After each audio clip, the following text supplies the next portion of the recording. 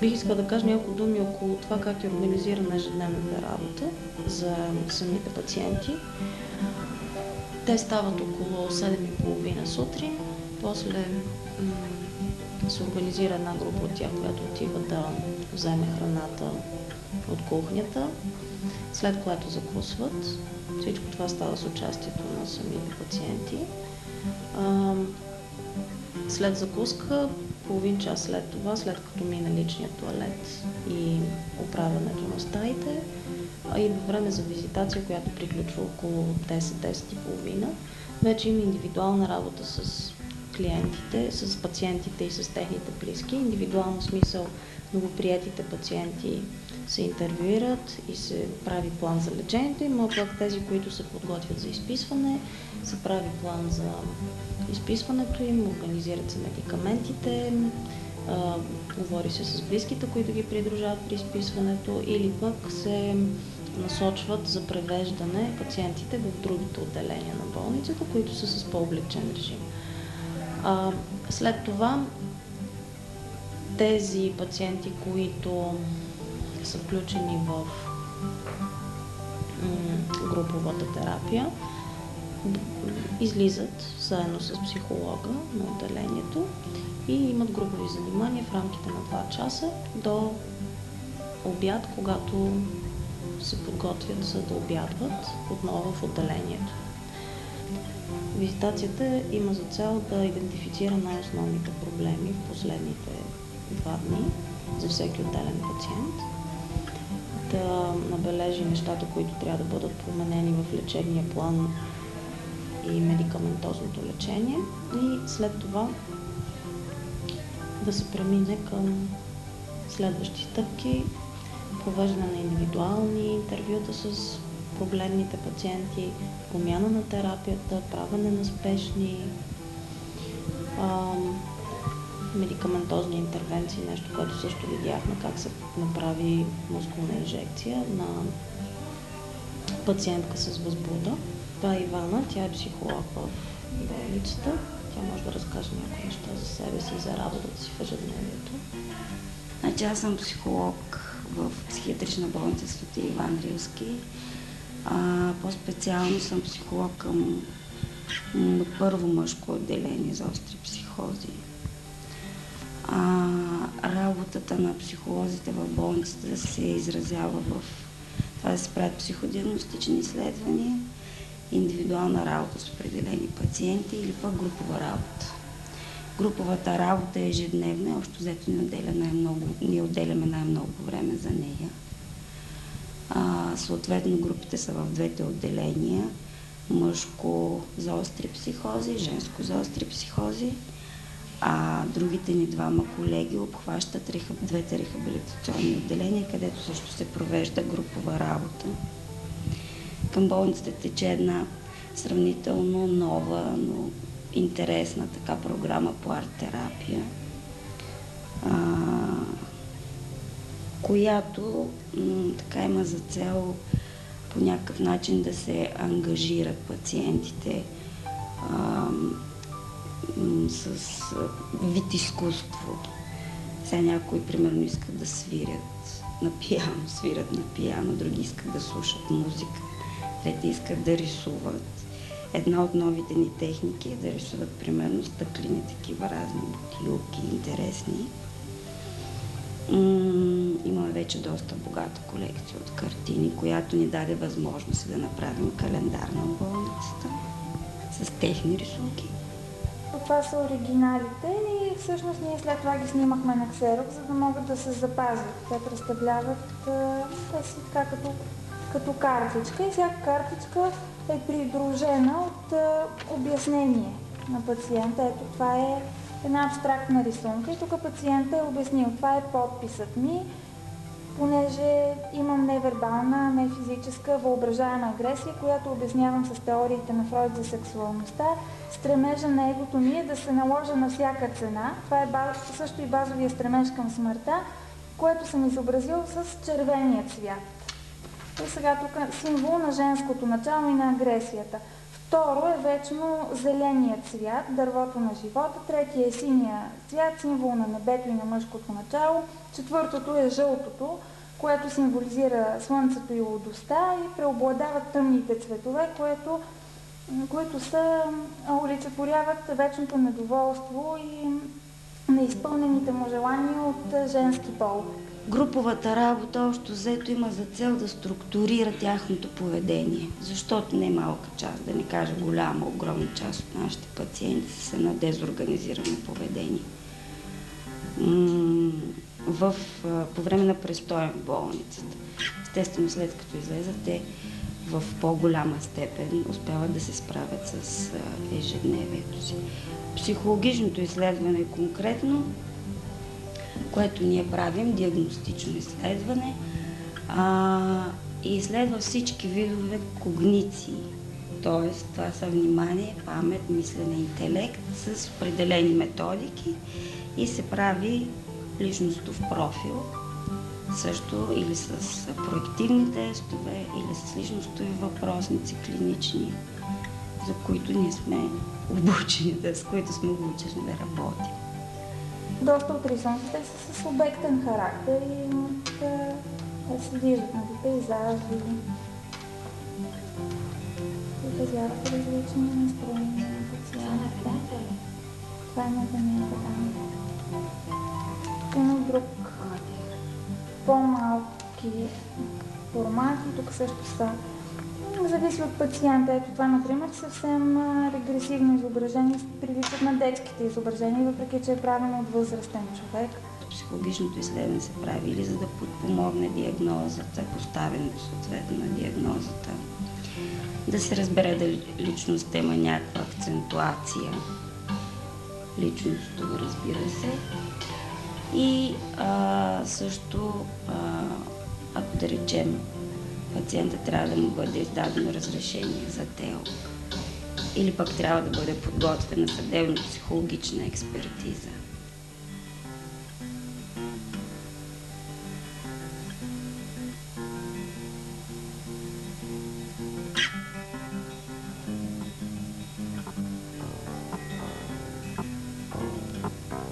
Добър ден. Добър ден.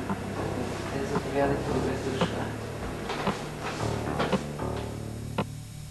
Добре е един такъв кабинет да е поне 10 на 12 квадратни метра, за да има достатъчно място за два удобни стола. Също така, мисля, че е добре в един лекарски кабинет да има бюро за административна работа. И мисля, че е важно пространството за индивидуални консултации да е относително обособено, да е различно от мястото, където лекарят си върши административната работа. И когато дойде пациент за консултация, мисля, че е много добре да се демонстрира специално отношение към процеса на консултиране. Лекарят да изостави това място, където се занимава с административните дейности и да отиде в онази част от кабинета, който е предназначен специално за консултиране. И затова в този кабинет има обособено такова място с два стола, които са абсолютно идентични, не са нарочени единия за пациентите, другия за лекаря. Пациентът избира стола, на който да седне, като му се предлага такава възможност още в момента на пристигането, което го постави моментално в позиция на равнопоставеност по отношение на лекаря. Те са разположени един спрямо друг на ъгъл от около 45 градуса, което позволява на всеки от участниците да избягва директния поглед с другия, ако за него това е прекалено тревожно. Ако има нужда от близост, пациентът може да се възползва от възможността за придвижване на тялото напред или съответно дори на стола напред. Ако има нужда да се дистанцира, пространството трябва да позволява той да се оттегли чисто телесно с тялото си от терапевта, ако се чувства притеснен. В София има множество малки извънболнични психиатрични практики. Повечето от тях индивидуални, т.е. регистрирани на един лекар, в които работи само един лекар, специалист, психиатър. Има няколко групови психиатрични практики, като тази, в която в момента снимате. Ако не се лъжа, на територията на цяла София са регистрирани 4 групови психиатрични практики. И останалата част от психиатрите работят в диагностично-консултативните центрове или в медицинските центрове. Това са по-големи структури за специализирана извънболнична медицинска помощ, където освен психиатри има най-разнообразни други специалисти. Това, което правим сега е, че представяме новорегистрираните случаи през последната седмица. И всеки, който направи първоначалния контакт, първоначалната среща с човека, който е дошъл да получи консултация, го представя тук и чрез представянето кани колегите да задават въпроси и да проблематизират около случая, като изказват гледни точки, най-често чрез въпроси. Засягат проблемни области, които не са били споменати от този, който направи оценката и е представил случая, като по този начин обогатяват неговата собствена гледна точка за случая, обогатяват формулировката за случая или му дават възможност да я обогати на следващата среща, ако тази проблемна област не е била засегната на първата среща. Обикновено първа среща не е достатъчно, за да се изследват всички възможни области и човек понякога бива въвлечен от бури от емоции, изпуска, как да кажа, не е толкова структуриран и подреден в извършването на оценка. И когато говори за случая тук, вече по-спокойно, без да са самите хора, самите пациенти тук, той започва да мисли за случая по друг начин, от друга гледна точка. Самият той, говорейки за случая, ние задавайки въпроси, коментирайки, също му помагаме по този да погледне на случая и от една малко по-странична гледна точка, тази на своите колеги. Смисъл на екипните съвещания, когато работят хора от различни професии, както е нашия екип, да споделят опита си и знанията си с колегите и по този начин да се случва научаване в екипа, в рамките на обсъждането на случаи. Когато човек говори от позиция на своята професия, използвайки своята квалификация през призмата на през парадигмата на своята професия, това и го прави в такъв групов формат с колегите си, това обогатява колегите му, които са от различни професии. Имаме различни образования, макар и в сферите на помагането. Учили сме по различен начин за развитието на човека и за страданието на човека.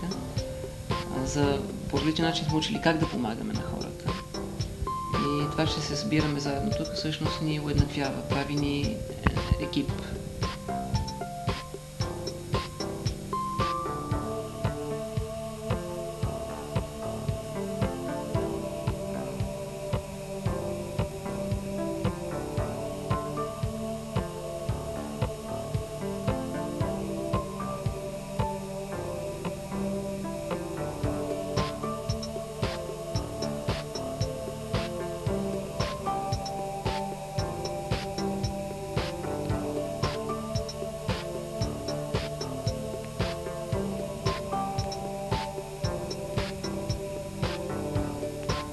Две структури основни в отделението на градския психодиспансер. Едното е стационарното отделение, където лежат психично болните.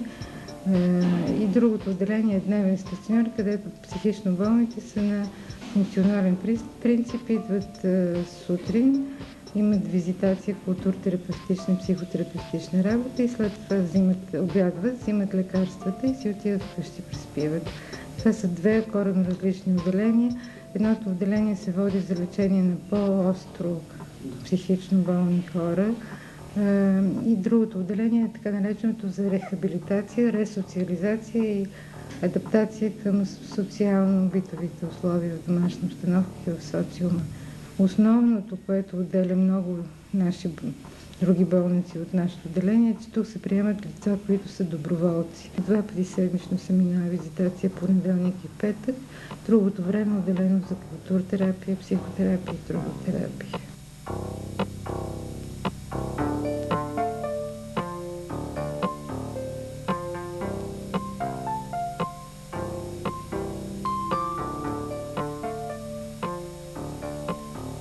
Клуб седми етаж е създаден през 1998 година като официална дейност на градския диспансер. Идеята беше да се даде възможност на нашите пациенти за по-голяма изява, творческа изява. В клуба няма ограничение за това кой да дойде, работим на отворени врати. Има дори цели семейства. Дейността е насочена към това да се правят изложби, да се правят рецитали, музикални вечери, организираме цялата дейност на принципа на изработване на месечни програми, в изработването на които участват всички членове на клуба. Предлагат се различни теми, идеи и след това всички се опитваме да реализираме това, което е предложено.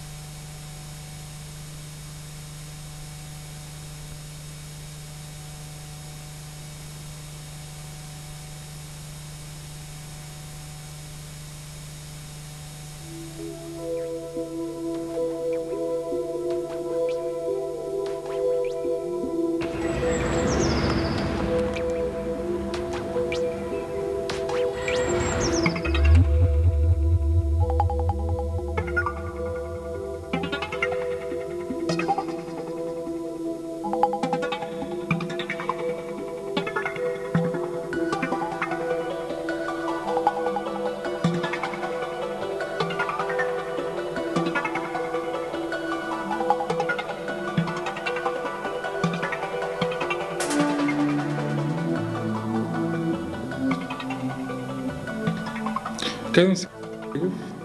Назначен съм на работа в адаптация на длъжността офис сътрудник от миналата година, юни месец, от 8-7. Това е програма за трудова заетост чрез бюрата по труда, като рехабилитационна програма, като държавата плаща парите едната година, втората година работодателя трябва да плаща. Лично за мен е адаптация тук. Просто нямам друга среда, нямам други контакти, общуване.